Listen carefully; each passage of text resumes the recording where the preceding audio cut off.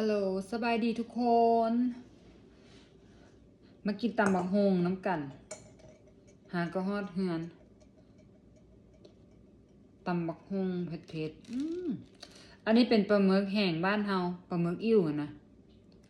กินกับตำบักฮงก็สิเข้ากัน มาเด้อ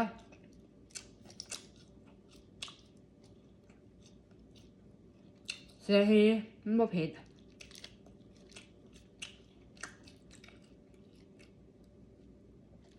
ขออนุญาตใส่มือเด้อทุกคนตำบักฮงมันเป็นมะขามหวาน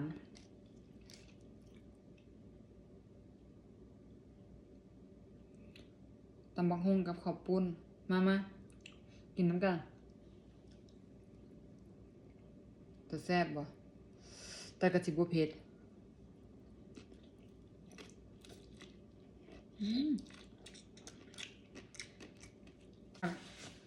บ่เผ็ดปานใดกินกับผักกระเดานี่แหละเดี๋ยวมีเกินขอถ่ายรูปก่อนจะเอาไปเฮ็ดตั้มแนวนะ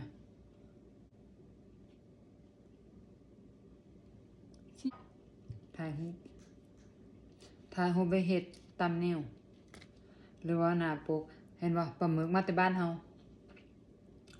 มาแต่ลาวแหละซื้อน้ำเขาเจ้ามาขาย เป็นปลาหมึกแห้งบ้านเฮาแหละแต่เขาเจ้าอิ่ว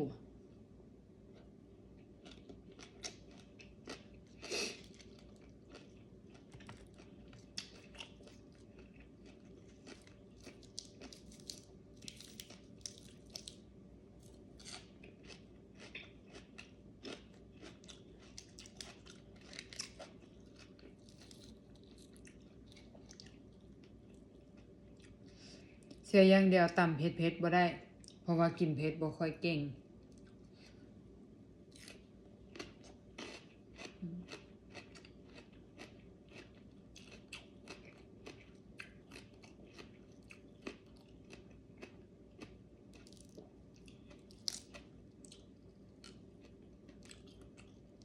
ซื้อมาแต่ห้านแหละบ่ได้ตำเองซื้อมาแต่ห้านที่อันไม่เกินเฮ็ดละให้เพิ่นใส่ปลาแดกให้น้อยนึง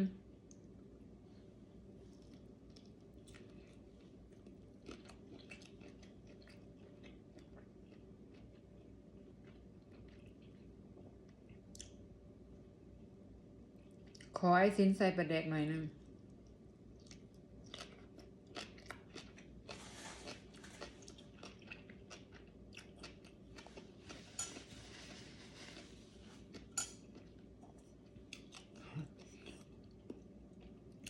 อันนี้แม่นแนวตวง แนวตวง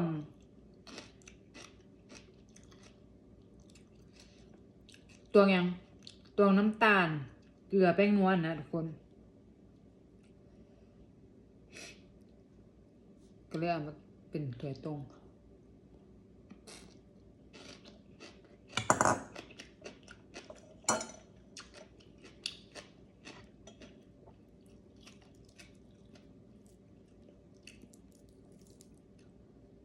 เห็นเขาเจ้าใส่ใน YouTube เลยลองเฮ็ดเบิ่ง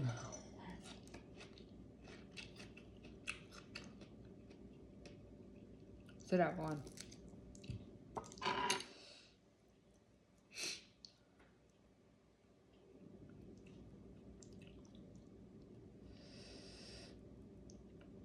ตำบักหุ่งมันต้องใส่มือคุยแซ่บ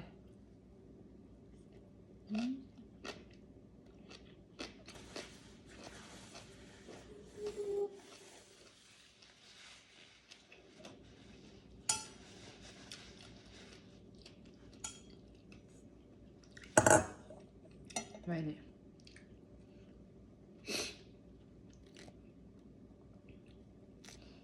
ปลาหมึกเนี่ยมันสิมีความหยาบอยู่ก็ยังหยาบอยู่ถึงแม้ว่าเข้าเจ้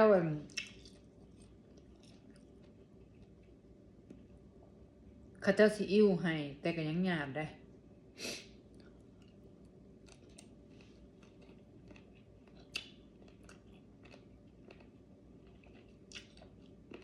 เจ้าก็แซ่บ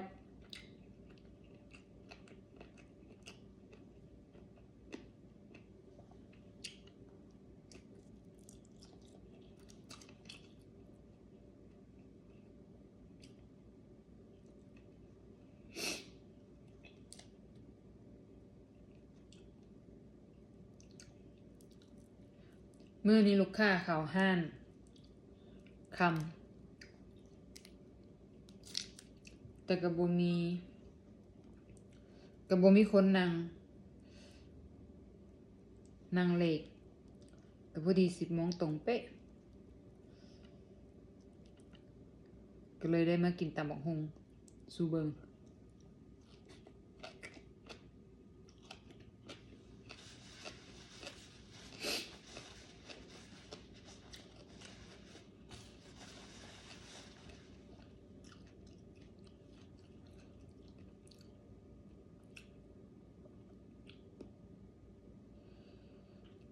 ช่วงนี้ห้านอาหารสิค่อนข้างเงียบเพราะว่ามันเป็นช่วงซัมเมอร์นะ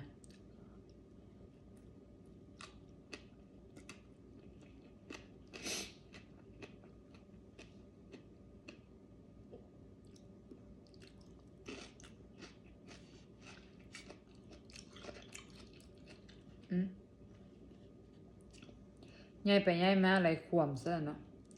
เขาจะพาเด็กน้อยไปเวเคชั่น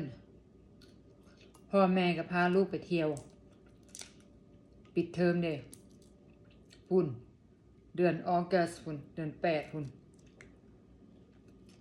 จึงเปิดใหม่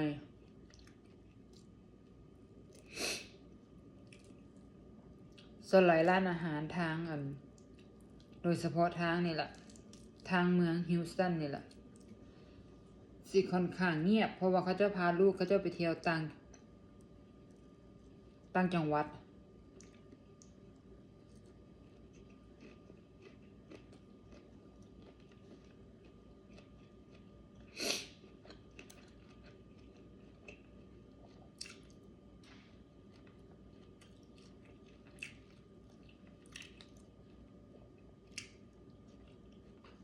ผักกระดาวนี้คมดี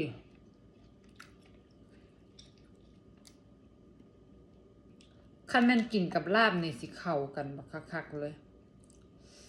ลาบป่าลาบเลวก็ได้หรือว่าลาบก้อยป่าก็ได้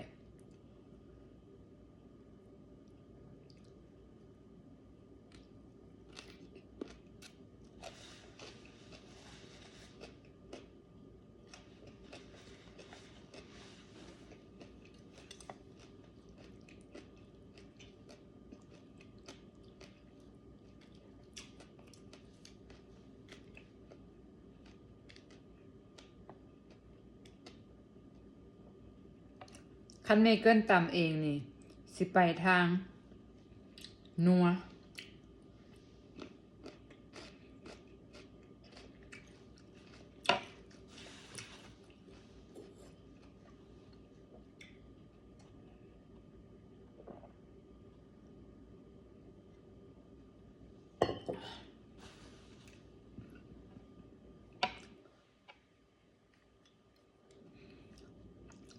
ส่วนหลายคันเมเกิลตำบักฮุงเองนี่จะเป็นคนบ่ค่อยตำส้มบ่ส้มบ่หวานเน้นนัวอย่างเดียว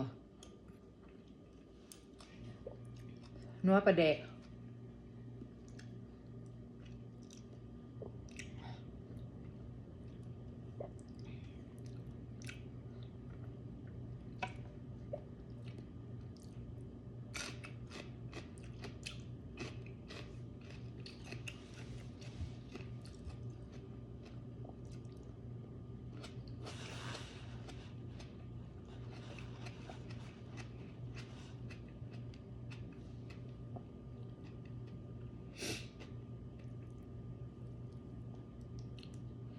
แต่ว่าเว้าถึงตำบักฮุงหั่นเนาะ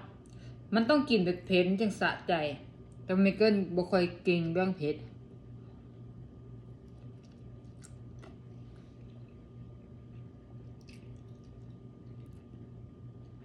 กินเผ็ดคักๆหายใจก็บ่ได้พุ่นล่ะหายใจฝืด แต่ว่าบางคนเขาเจ้ากินเผ็ดได้อู้สะอ่อน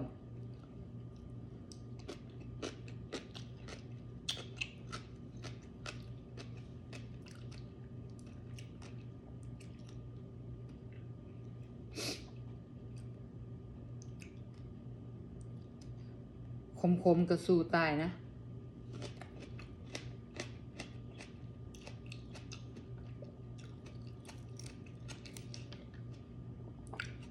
ถ้ามันคมนี่สู้ตายแต่ว่าเผ็ดนี่จะบ่ค่อยอยากสู้กินได้อยู่หากบ่ได้โดนมันตันดังนะ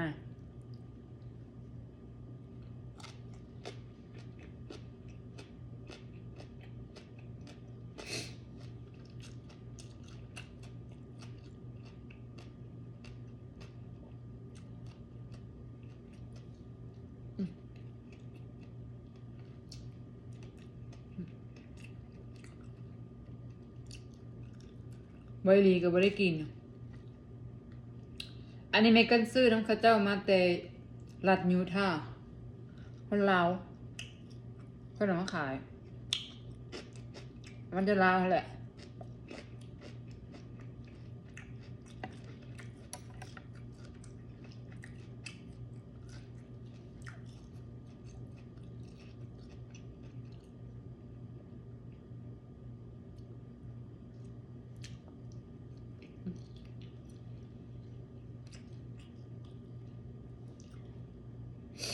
กินข้าวตอนดึกเป็นเรื่องธรรมดาของคนเฮ็ดงานดึก บางเทื่ออยู่ห้านนะคันอ่านขายดีคักๆบ่ฮอดได้กินข้าวพุ่นเลย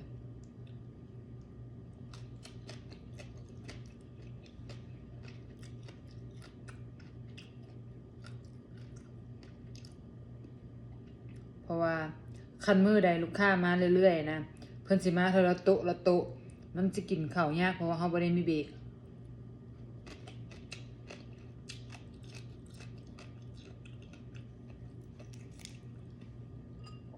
คันสิเปลี่ยนกันไปกินกะ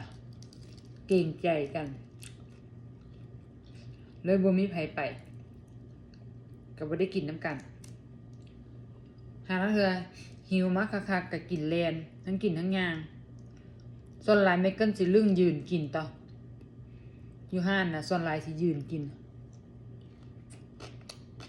ลึ่งอะนะ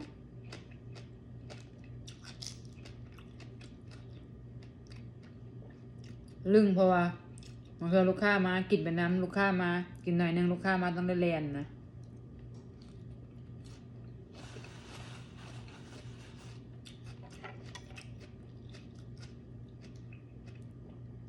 แต่ก็แซ่บ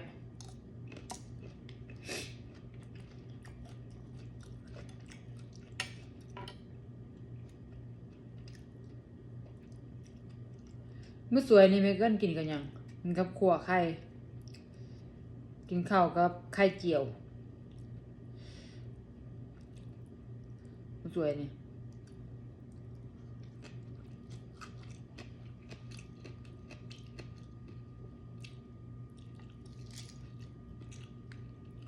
บ่ได้กินไข่เจียวโดนแล้วก็แซ่บไอซินแล้วขั่วใส่หอมขาวแล้วก็ใส่แครอทบ่แม่นแครอทหอมขาวกับบักเลน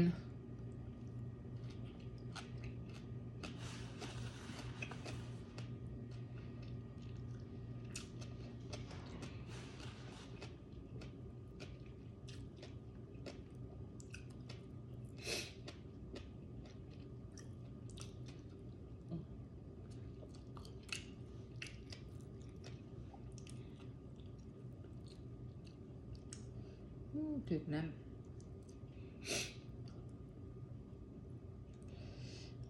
ซาวน้ำปลาแดกก็สิคักอยู่แล้วสงสัยคลิปนี้สิบ่ได้ยินเสียงแฮงเพราะว่าบ่ได้เสียบไมค์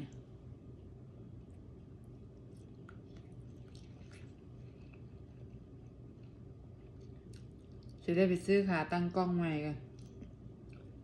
ขาตั้งกล้องตัวนี้บ่อยากคักปานใดเวลาอันนั้นตั้งกล้องแบบนี้มันเสียบreceiver บ่ได้มันบล็อก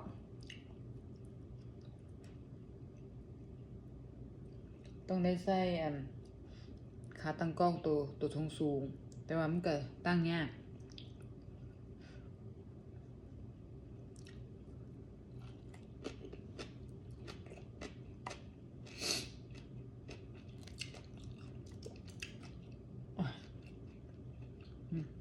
เริ่มมาแล้วเริ่ม เริ่มสิได้อันนั้นให้แล้ว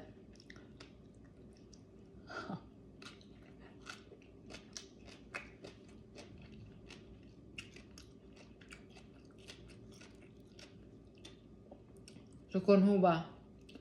คือพ่อตอนอยู่บ้านเฮาปลาหมึกนี่นะ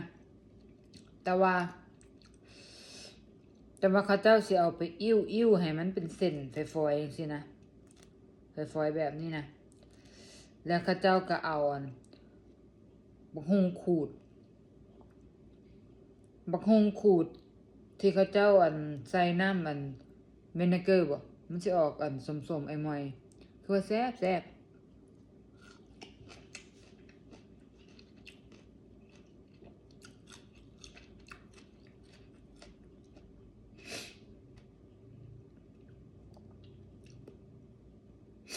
ผักกระเดากินกับตำบักหุ่งก็เข้ากันอยู่ได้แซ่บไปอย่างหนึ่ง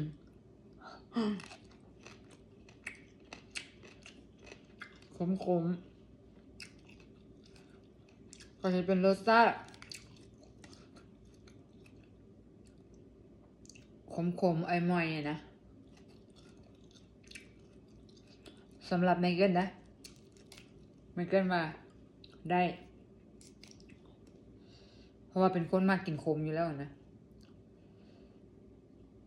ได้ผ่าน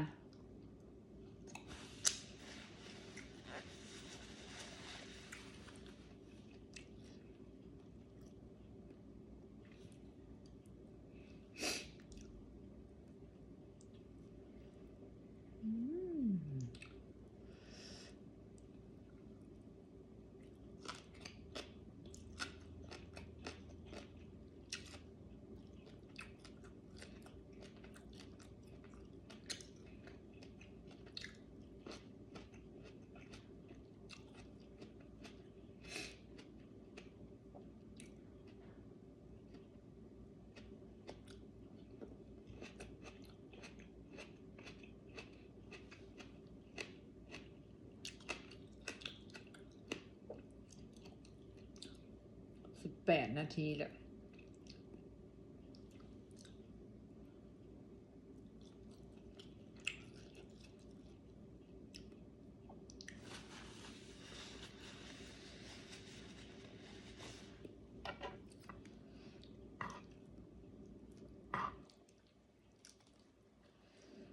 ตอนแรกว่าสิกินให้เบิดได้นี่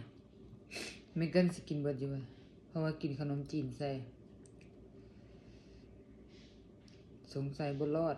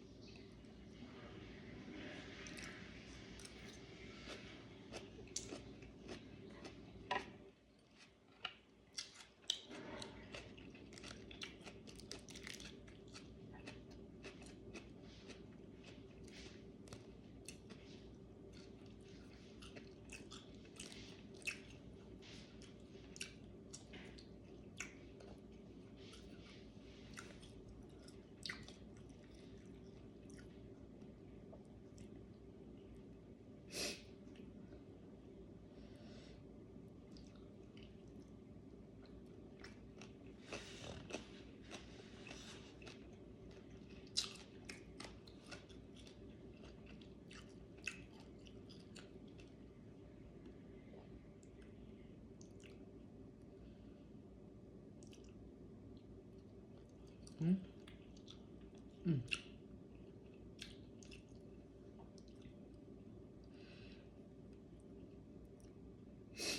เสียดาย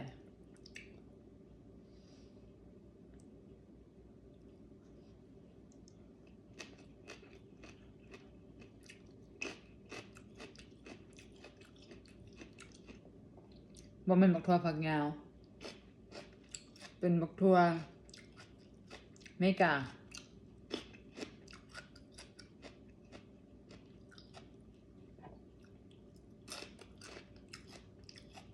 แต่ว่าเมเกิลให้เขาเจ้าลวกให้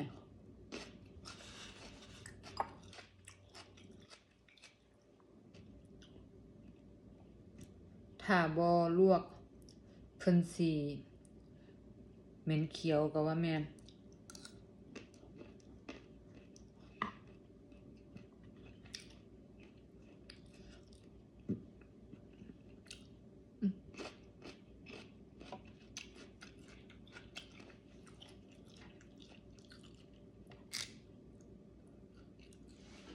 ยอมรับทุกคนเลยกินของหวานใส่กันข้าวหวานถุงละ20 ดอล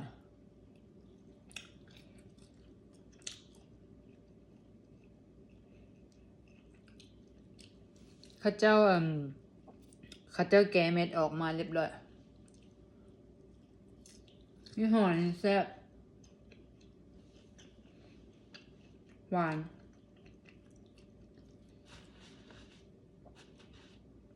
บางยี่ห้อเพิ่นสิออกส้มหลายกว่านี้ได้แล้วก็สีสิบ่ดำ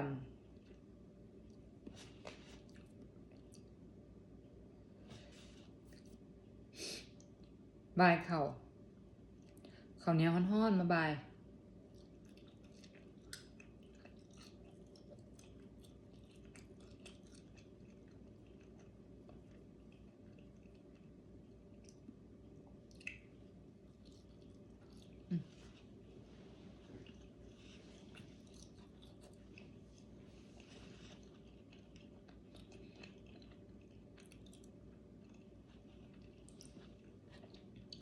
เอาล่ะทุกคนเมเกิลก็บ่ไหวแล้วก็สำหรับคลิปวิดีโอนี้เมเกิลก็ขอฝากกดไลค์กดแชร์กด Subscribe แล้วก็ที่สำคัญอย่าลืมกดกระดิ่งแจ้งเตือนเพื่อสิบ่ได้พลาดคลิปใหม่ๆต่อๆไปของเมเกิลเนาะสำหรับมื้อนี้เมเกิลก็ขอบใจหลายๆที่เข้ามาเบิ่งแล้วก็พอกันใหม่ในคลิปวิดีโอหน้าสำหรับมื้อนี้ก็สบายดี